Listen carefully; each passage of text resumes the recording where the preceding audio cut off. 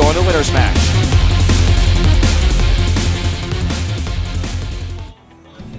Down in the bottom right.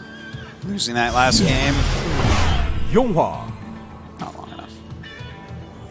I feel like I could have done better there. You were fine, Artis. Thanks. Great. And up here at the top, winning a very scrappy game last game. SK Telecom T1 Fantasy. Well, scrappy games are his thing. That's why he doesn't GG early. That's right. That's true. He pulls out a lot of surprise victories with his style. I just feel bad because, like, the way he got ahead, I feel like that was such a, like, he was really way ahead. He forced YongHwa into this all-in, which was a very smart all-in from YongHwa, but what could he, I guess this is the better question. When he forced YongHwa into the position via great harassment, where YongHwa had to all-in, where did Fantasy go wrong so that YongHwa was able to come back and almost kill him? That's actually, like, I have to think back now.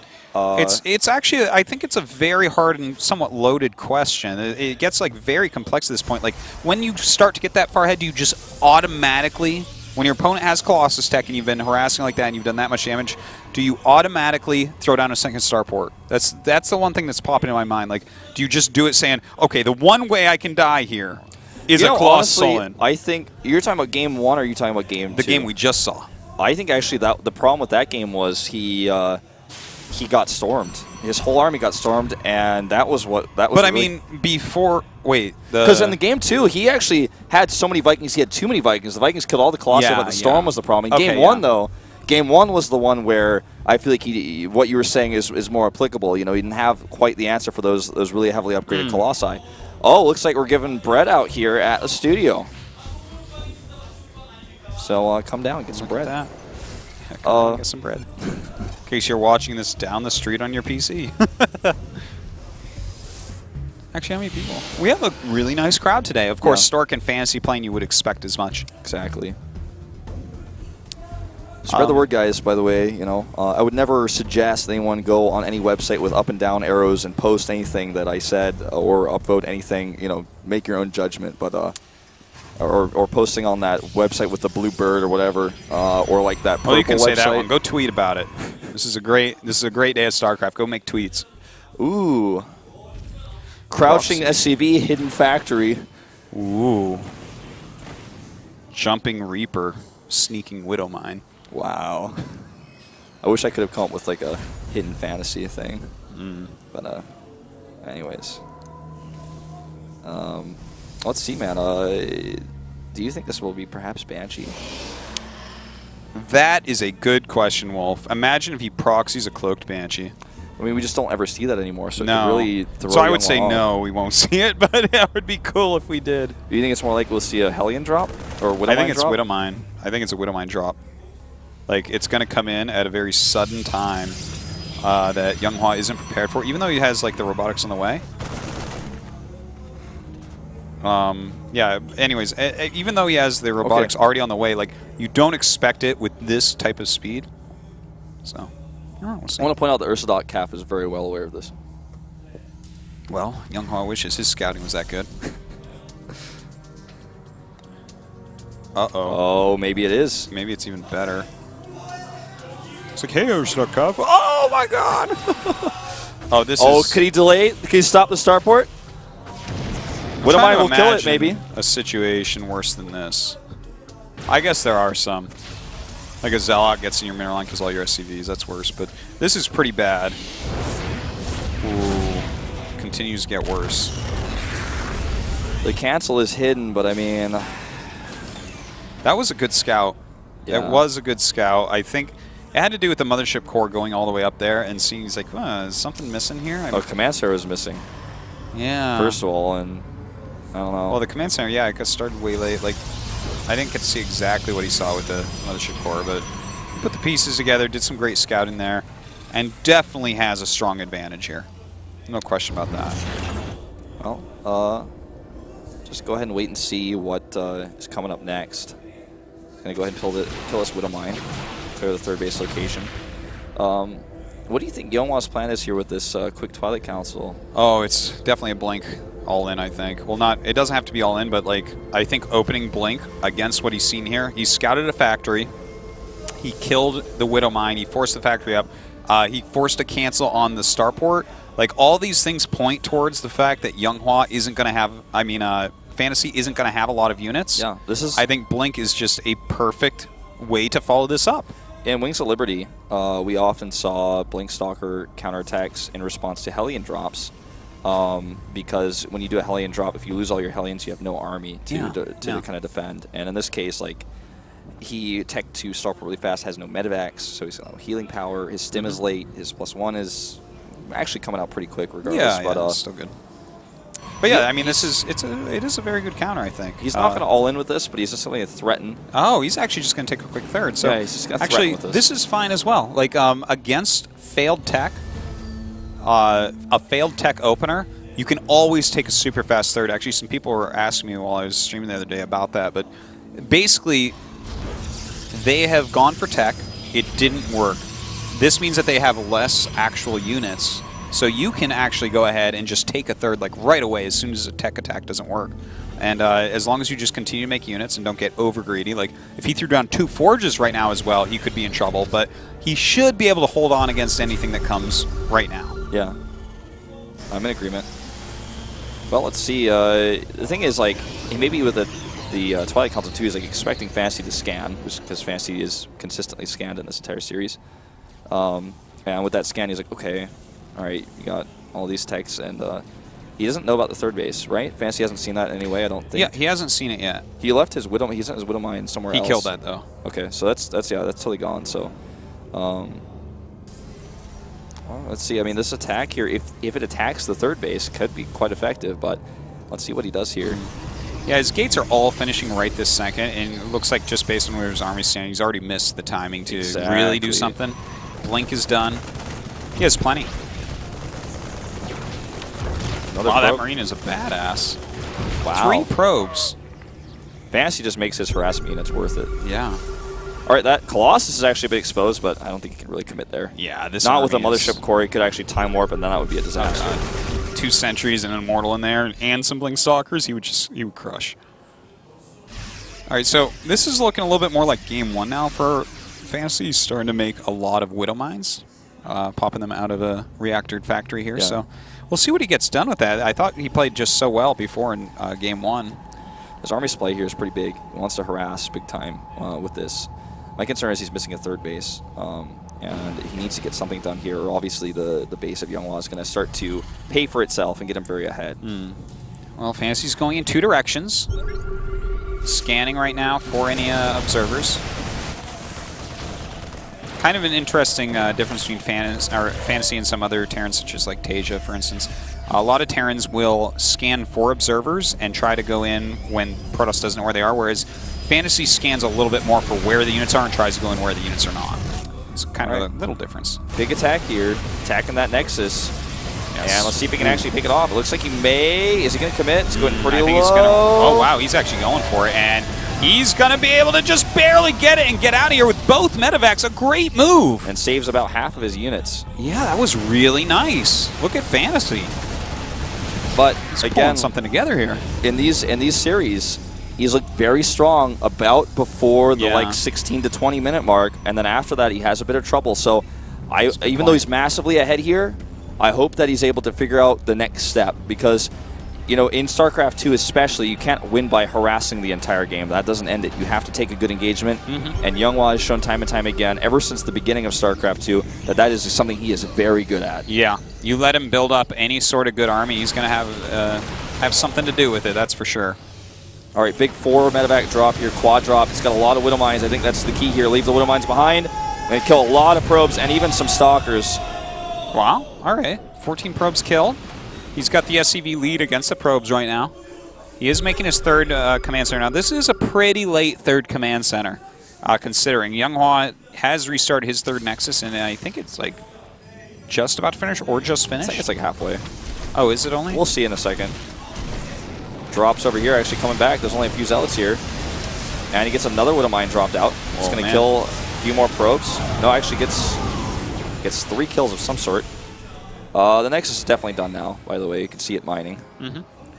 2-2 on the way here. A little bit late for YongHwa, but he's been opting in all 3 of these games to get his units out before upgrades. Well, let's not forget he has those 4 Colossus right now, Wolf. Yeah, so that's what he's been spending all his gas on. He knows that if he gets enough of those things and those blinky things that shoot air, he's going to be pretty good against Fantasy. Yeah. We have 2 medevacs behind the base. I'm just waiting for those to go in and snipe the forges. Yeah. We'll see. All right, he's going somewhere with those medevacs. Oh, it looks like I think actually hallucinated. Yeah, was that really a Phoenix hallucination? Yeah, that's like so smart. He's like, are you still there or not? Yeah. This is a lot of army missing though, and with that army missing, the Colossi are looking poised, possibly attack. All right. Huh? This is getting tenser, Toast. I'm kind of like feeling really stressed actually watching this. Second starport goes down. He's identified no High Templar yet. He's about to have 2-2. Now look, these Stalkers, yeah, they're still waiting. He's like, you've got to come in eventually. This is a game of patience here. This isn't going to get much done. He's got to get out of here. Maybe the Widowmine can get a shot. A few kills there. It definitely did get a shot. He continues to kill some probes. I don't think the probe kills are mattering nearly as much now. Well, he's got a lead in workers. He does, but, I mean, I feel like he's past the point of good harassment. I feel like he's like at the diminishing returns part where he's just not doing, you know, what he's setting out to do with this harassment. He's losing more units than he's killing units. Yeah, yeah. And we see that kind of reflected in the supply. YongHwa is up by 20 supply right now, and it's all army. In fact, he's up by 30 supply right now, and it's all army. Yeah. That's going to be a hard attack to hold, especially since he has 3 more gates in the way. I think YongHwa is going to move out really soon here. 23 Blink Stalkers, 14 Zealots, 4 Colossus. YongHwa has figured out what Fantasy is weak to. Yeah, he certainly has. I mean, +3's on the way here. And he's going for further upgrades. I actually think this game is looking basically exactly the same as game number 1. I think that the idea to add the second starport is really, really smart. I feel like it's like kind of... He's figured out, okay, you're just going to do this Colossus timing again, and I need to be ready for this. He's trying to buy time to get those starport units out with these drops, with these pokes, with these Widowmines. You know, if suddenly you have to wait for an observer to clear some Widowmines before you can attack, that buys a lot of time. Now look at these unit movements. He's actually moved out from behind the base, dropped over here, maybe going to try to hit that natural and the third base at once. He's got to be careful about that, though. And look at that. I love it. I love it. He kills the observer. He keeps doing that. Kills Mothership Core as well. Yeah. And look, very nice attack here. It's not really going to get that much done, but does pull him out of position. Stims over on the other side. This is some really nice play by Fantasy. Now, he doesn't kill the Nexus, but a follow-up drop definitely could. Yeah, he's getting it low enough that he definitely has potential here. And look at this, he's killed a lot of observers. He's starting to get some more value out of these Widowmines. He continues to produce them. He continues to scan for observers. The Widowmine will almost always kill a unit. If it kills a Stalker, then that's obviously more efficient, even if that's the only thing it kills. Yeah. If it kills a Zealot, that's actually pretty okay, especially because the splash damage is going to take off some other shields. So I like this style that we're seeing. And with a new buff that's going to come out tomorrow, I feel like we might see this style emerge a little bit more. Yeah, you definitely could be right about that. I'm like scared to see like what a player like Maru or TY could do with this sort of you know, Widowmine power. Well, right now we have Fantasy moving forward, blinking, killing off some of these harassment forces by Fantasy. Fantasy not quite maxed yet. He is still down that 20 army supply. He's not going to make any more SCVs right now, just army. So if he can max out, we'll see what type of battle they have. But it is going to be 3-3 against, I believe, 2-1 upgrades. Oh, he has +3, I believe. Does he have +3? I think he finished that. There's nothing on his Vikings, unfortunately. Oh my god. So many Widowmines in these clusters. There is like... Gonna snipe that observer! Gotta kill it! Okay, he gets it. And now he's like, that is a lot of Widowmines. Good blink. Very nice. Of course, you can blink out of the range. Now... Okay. This is a really scary moment for both players. All right, can he actually get in there and do the damage? The Widowmine's doing a lot to help him out here. Some great shots on those Stalkers. Now the Vikings are going to work, but the Zealots, have they done enough? They closed the gap here. You know, Cloak on the Ghost again. Will we see a repeat here? We may. He's going to take down every single Colossus. And now there's Ghost here with no answers. Okay, here comes the Observer. He needs to snipe that if he can. That Observer definitely could be a problem. You know what? And especially that these Nexus coming is up. low. He's going for it. And is he going to be able to get it in time? +3 on those Marauders! Gets it in the last shot. Very nicely done. We have a lot of Widow Mines coming up here, killing off. Oh my god, what is... Fantasy is playing so different from what we normally see in this matchup, but somehow he's kind of making it work. It's his own unique, different style, and he's clearly figured something out here. He's definitely making something work, but worker count is severely diminished.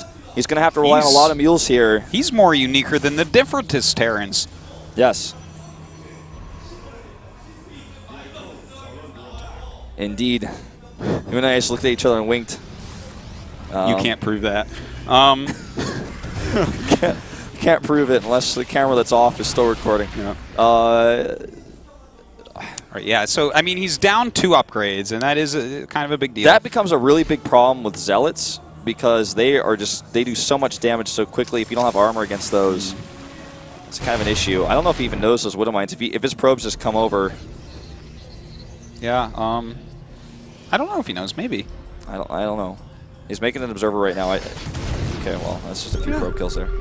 That's like, that's okay. I mean, it's kind of annoying for Fantasy to deal with. He will end up dealing with it, though, I think, before anything else comes out. He does have that Colossus there. This 4th base is actually causing some real big issues, I think, for Fantasy. If that 4th base wasn't there, I would think he was going to win this game, but the 4th base is allowing YongHwa to refill his supplies so well. Look at this. He's already up, like, what is this, 20? 20 or so supply in Army right now. Yeah. 25. The Army is just so much better for YongHwa with that armor upgrade. But, I mean, these cloaked units, these Widow Mines, these cloaked ghosts. Ooh! Catching a Colossus here. Yeah, very nice pickoff. Uh-oh. Observer coming in. Still getting some hits, though. Yeah, it does a lot of damage to the shield of that Archon. Look at how many Widow Mines he's using. He's always going up to, I mean, at times, even as a Hellbat in here. I don't even know how that happened, but he snipes a Twilight Council.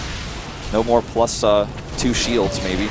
You know, I think what Fantasy is trying to do with these Widow Mines at this point is just tax the multitasking so much that there's going to be mines all over the place killing stuff all the time. His army there's is 3 so observers big. out. Yeah.